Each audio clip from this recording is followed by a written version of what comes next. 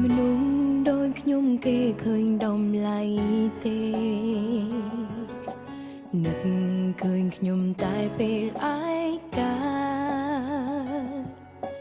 ព្រោះមនុស្សដូចខ្ញុំតែងធ្វើមិត្ត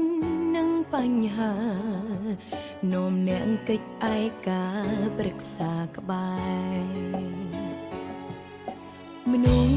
ដូចខ្ញុំស្ទើរតែអស់ដំឡៃ